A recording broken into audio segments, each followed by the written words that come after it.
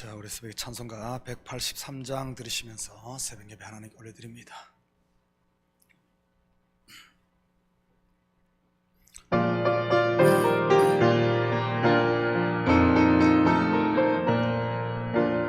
빈들의 마른 풀같이 시들은 나의 영혼, 주님이 약속한 성령 간절히 기다리네. 가물은 메마른 땅에 단비를 내리시듯 성령의 단비를 부어 새 생명 주옵소서. 반가운 빗소리 들려 산천이 춤을 추네. 봄비로 내리는 성령 대개도 주옵소서. 가물은 메마른 땅에 단비를 내리시듯 성령의 단비를 부어 새 생명 주옵소서. 절 따라 우로를 내려 저먹긴 무성하니 갈급한 내 심령 위에 성령을 부으소서. 가물은 메마른 땅에 단비를 내리시도 성령의 단비를 부어 새 생명 주옵소서. 참되신 사랑의 언약 어길 수 있사오랴. 오늘의 흡족한 은혜 주실 줄 믿습니다. 가물은 메마른 땅에 단비를 내리시듯 성령의 단비를 부어 새 생명 주옵소서.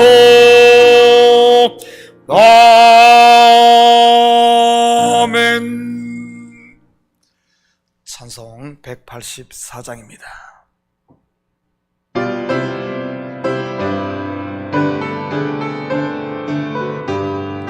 불길 같은 주 성령 간구하는 우리에게 지금 강림하셔서 영광 보여주소서.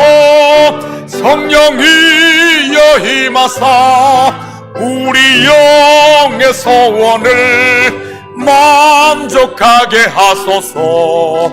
기다리는 우리에게 불러 충만하게 하소서.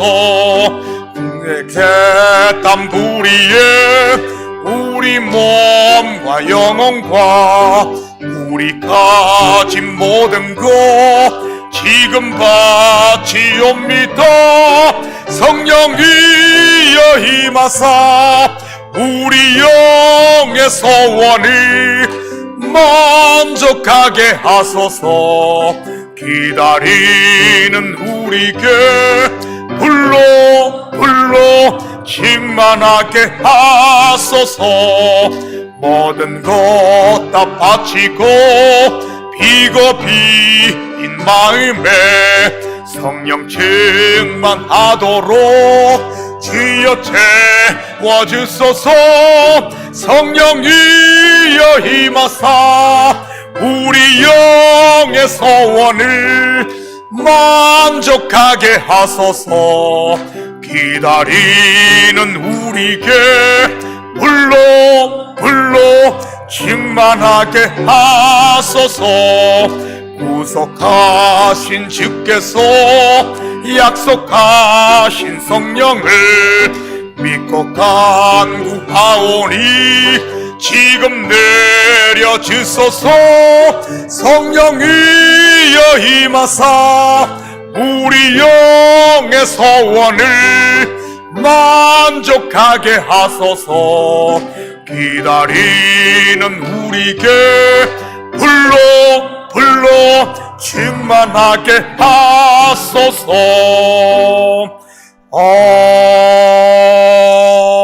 아멘. 자, 오늘 이 새벽에 하나님께서 우리에게 주시는 하나님 말씀은 잠언 7장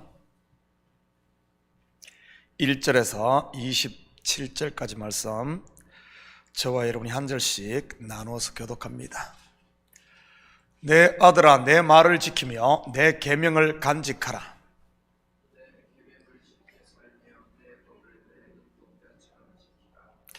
이것을 내 손가락에 매며 이것을 내 마음판에 새기라.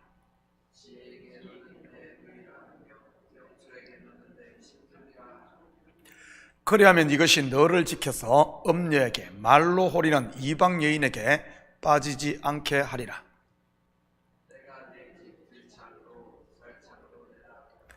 어리석은 자 중에 젊은이 가운데에 한 지혜 없는 자를 보았노라.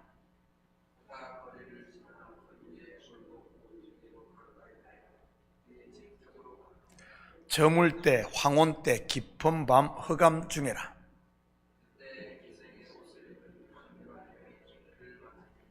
이 여인은 떠들며 완악하며 그의 발이 집에 머물지 아니하여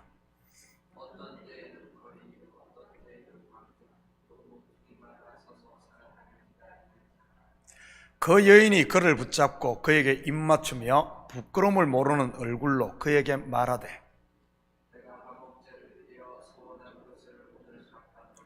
이러므로 내가 너를 맞으려고 나와 내 얼굴을 찾다가 너를 만나도다.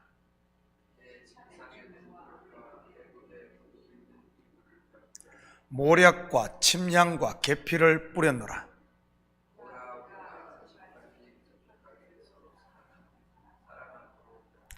남편은 집을 떠나 먼 길을 갔는데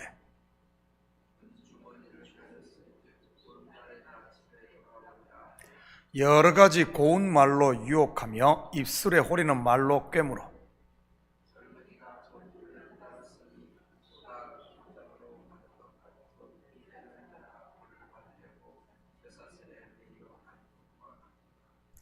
필경은 화살이 그 간을 뚫게 되리라. 새가 빨리 그물로 들어가되 그의 생명을 잃어버릴 줄을 알지 못함과 같으니라.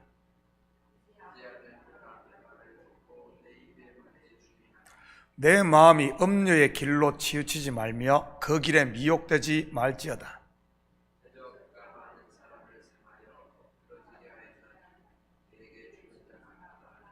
함께 읽겠습니다. 그의 집은 스올의 길이라 사망의 방으로 내려가느니라. 아멘. 좋은 아침입니다. 오늘 본문은 마치 19금 연애소설을 읽는 듯합니다. 아마 초신자나 믿지 않는 사람들이 읽으면 낯이 뜨거워지는 그런 내용이지요. 히브리 원어로는 훨씬 원색적으로 묘사하고 있는데 그래도 우리말 성경은 번역 과정에서 상당히 순화시켜 표현한 것입니다. 그런데 자문에는 오늘 본문과 유사한 내용이 여러 곳에 나옵니다. 이미 우리는 5장에서 이 음행 또는 음녀를 주의하라는 교훈에 대해 한번 살펴보았습니다. 그리고 다루지는 않았지만 6장 후반부에도 같은 내용이 나옵니다. 그런데 오늘 읽은 7장에서는 한 장 전체를 할애해서 더 상세하게 기술하고 있지요. 본문을 겉으로만 보면 창녀촌에 가지 말고 남의 아내를 탐내지 말라는 것으로 보입니다. 그런데 성경은 단순히 그런 윤리, 도덕을 말하는 책이 아니라고 했습니다. 오늘은 본문을 통해 성경이 우리에게 말하고자 하는 소개끝, 곧 진리를 한번 만나보도록 하죠. 간통하지 말라는 말은 제가 굳이 말을 안 해도 여러분이 더 잘 알 테니 말이지. 그런데 자문을 공부하다 보면 같은 내용을 계속 반복되는 것처럼 보이지만 사실은 음녀의 실체가 무엇인지 점점 드러내고 있는 것을 보게 됩니다. 오늘은 본문이 주는 힌트를 중심으로 음녀의 실체를 살펴보도록 하겠습니다. 4절 5절입니다. 지혜에게 너는 내 누이라 하며 명철에게 너는 내 친족이라 하라. 그리하면 이것이 너를 지켜서 음녀에게 말로 호리는 이방 여인에게 빠지지 않게 하리라. 먼저 음녀에게 빠지지 않는 길을 본문은 제시하고 있는데 지혜를 내 누이라고 하라고 합니다. 자문에서 지혜가 무엇이라고 했습니까? 우리를 생명나무가 되시는 그리스도께로 인도하는 말씀이라고 했습니다. 성경에서 누이는 단순히 여자 형제를 말하는 것을 넘어 아내를 일컫는 말이기도 합니다. 아브라함이 그런 경우이지요.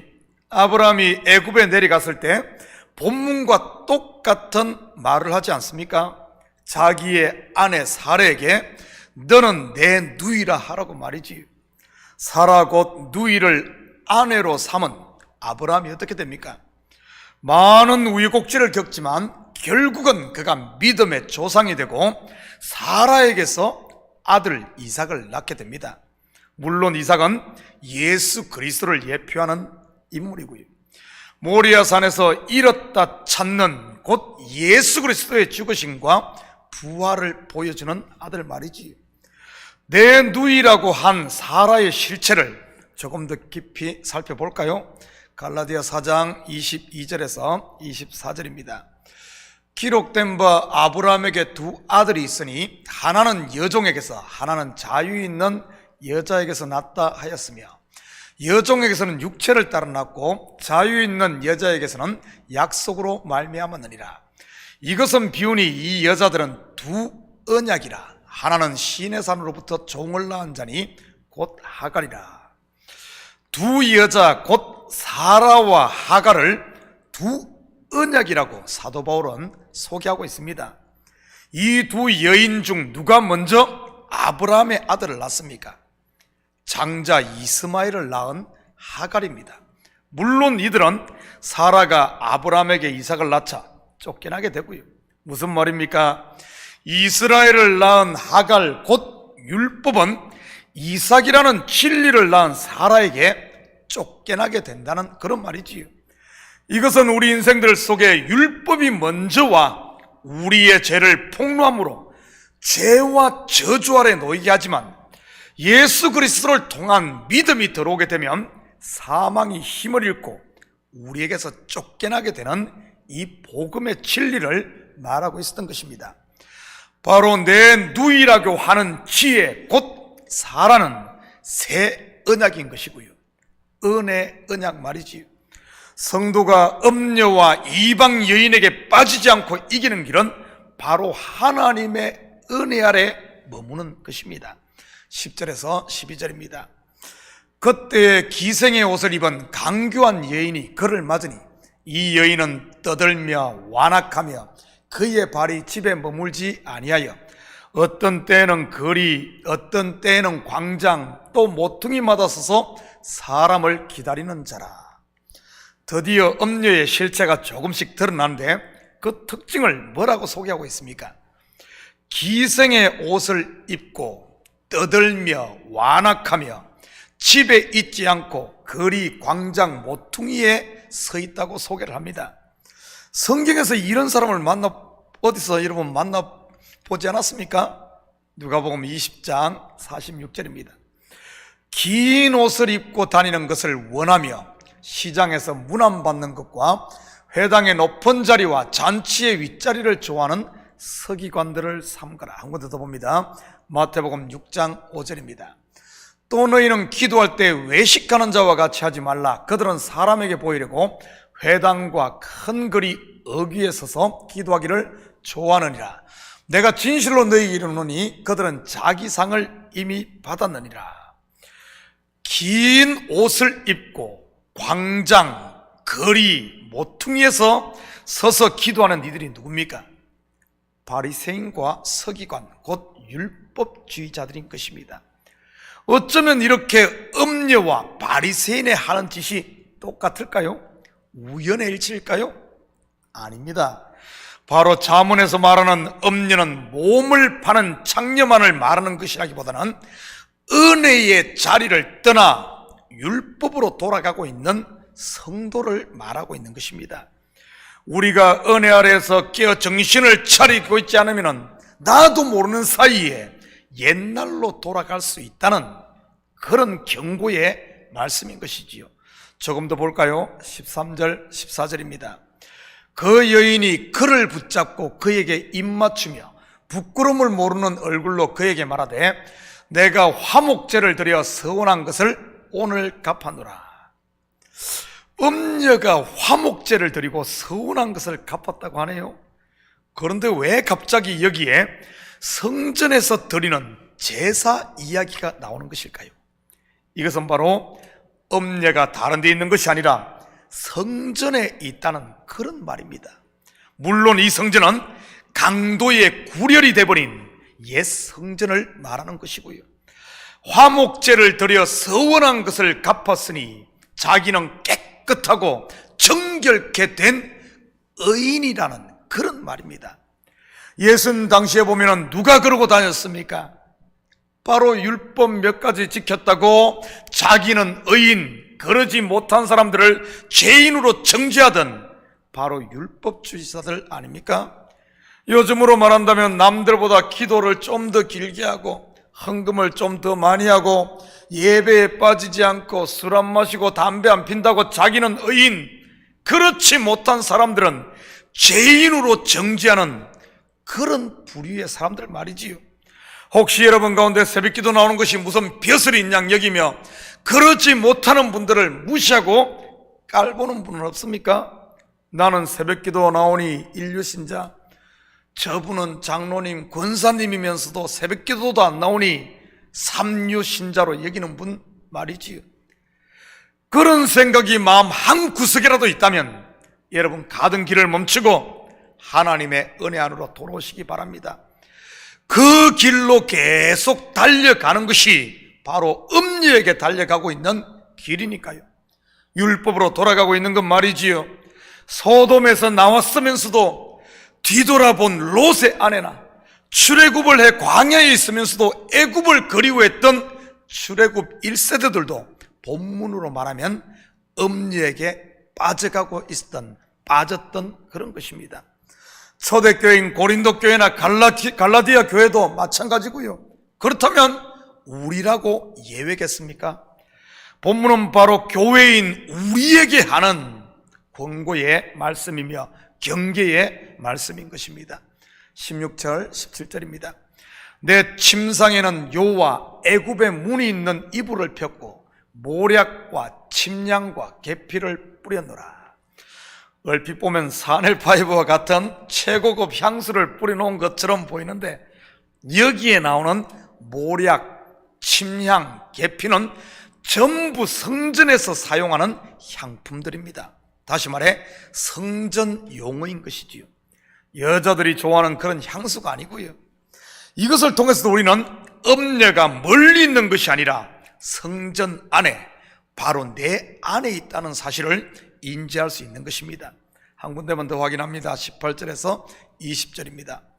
오라, 우리가 지금까지 흡족하게 서로 사랑하며 사랑함으로 희락하자. 남편은 집을 떠나 먼 길을 갔는데 은 주머니를 가졌은즉 보름날에나 집에 돌아오리라 하여. 이 구절도 어디에서 많이 보지 않았습니까? 누가복음 12장 44절에서 46절입니다. 내가 참으로 너희에게 이르노니 주인이 그 모든 소유를 그에게 맡기리라.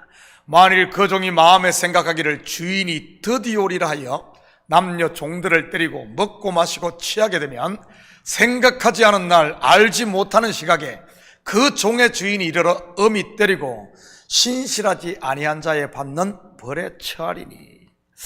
먹고 마시고 취하는 것이 무엇이겠습니까?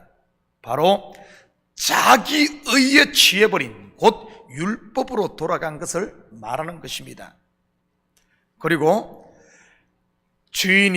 아직까지 주인이 멀리 갔으니 오지 않을 것이다, 남편이 멀리 갔으니 오지 않을 것이다 하며 자기 중심, 정말 하나님께 영광 돌려야 할 이 뭡니까? 이스라엘 백성들이 그러지 못하고 전부 하나님의 율법을 가지고 자기 의를 취하고 자기 자랑으로 취함시했던 바로 예수님 당시의 바리새인들, 서기관들, 전부 그런 모습들을 여기서 이렇게 그려주고 있는 겁니다.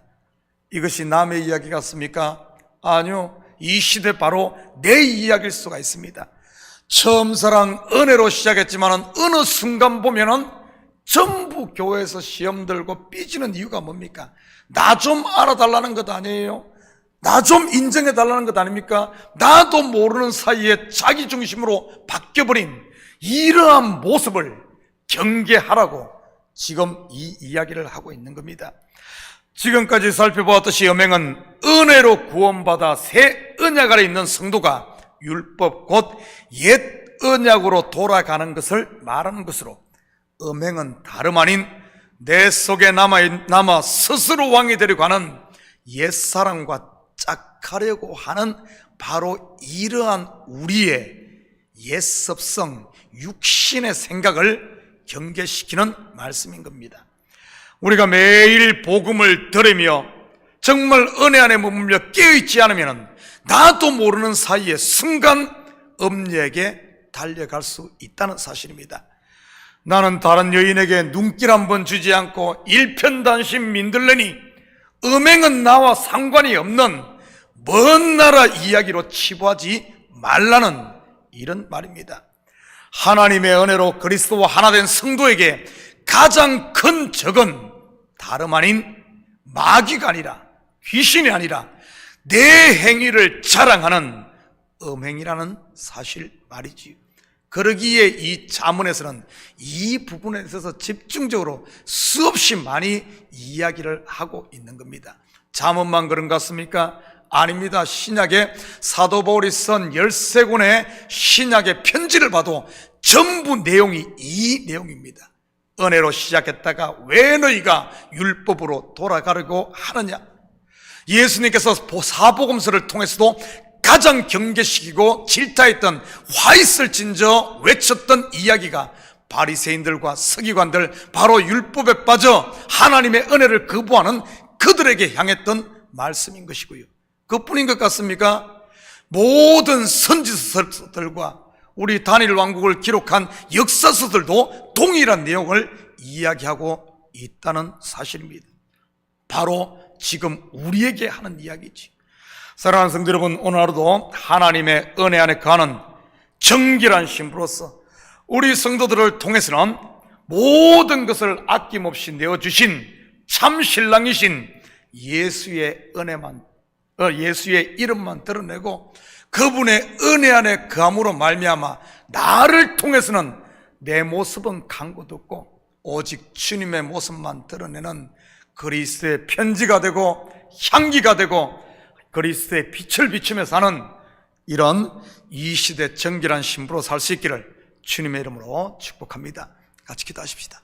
사랑의 아버지 하나님, 참으로 감사드립니다. 아버지 하나님, 음행을 경계한 하나님, 맞습니다. 나도 모르는 사이에 은혜로 시작했다가 다시 옛날로 돌아가며 아버지 하나님, 예수 중심이 아닌 나 중심으로 바뀌어 가고 있지는 않은지 우리 자신을 점검하게 하시고, 혹시 내 자신이 아버지 하나님 내 속에 빠져 내 안에 서운함과 불평과 원망과 아버지 하나님 이런 것으로 가득 차 있다면 이 새벽 처음 사랑을 회복함으로 은혜로다 은혜로다 조카도다 조카도다 아버지 하나님 참으로 감사와 찬양만이 남는 저희들 되게 도와주시옵소서.